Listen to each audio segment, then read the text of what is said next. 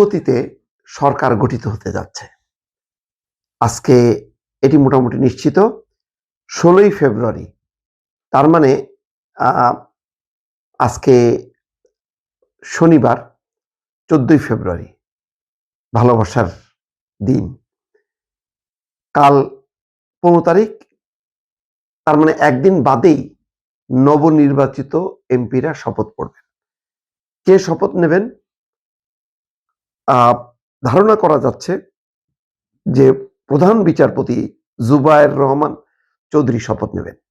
এটাও ব্যতিক্রমী ঘটনা বাংলাদেশের ইতিহাসে। অতীতে পার্লামেন্টের যে স্পিকার, সর্বশেষ সংসদের যে স্পিকার, তিনি শপথ বাক্য পাঠ করান পরবর্তী সংসদের এমপিদের। কিন্তু এবার যেহেতু শিরীন শারমিন চৌধুরী দ্বাদশ জাতীয় সংসদের সর্বশেষ এমপি, তিনি পদত্যাগ করেছেন। ডেপুটি স্পিকার শামসুল হক টুকু হত্যা মামলায় কারাগারে। সুতরাং তাদের দুজনের আর কোনো স্কোপ নেই।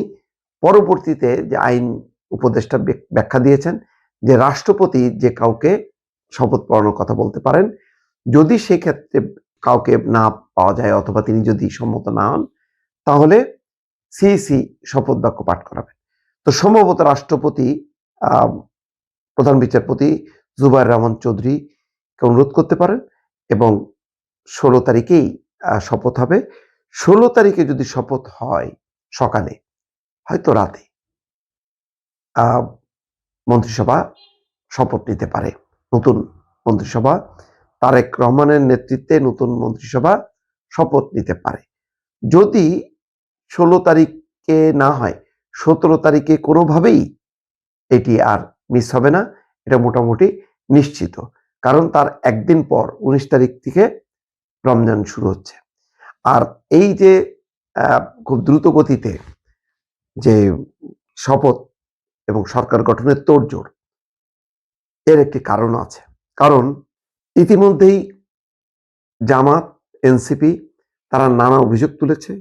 তারা ফলাফল স্থগিত রাখার কথা বলছে, তদন্ত করার কথা বলছে, নানা রকম। তারা এই ফলাফলকে বলছে টেম্পারিং করা হয়েছে, মধ্যরাতের পর গণনা করা হয়েছে, তাদের অনেক আসন, অনেকগুলো এমপির তারা এগিয়েছিলেন, তারপরে মধ্যরাতের পর পাল্টে দেওয়া হচ্ছে, নানা রকম যা হয় আর কি।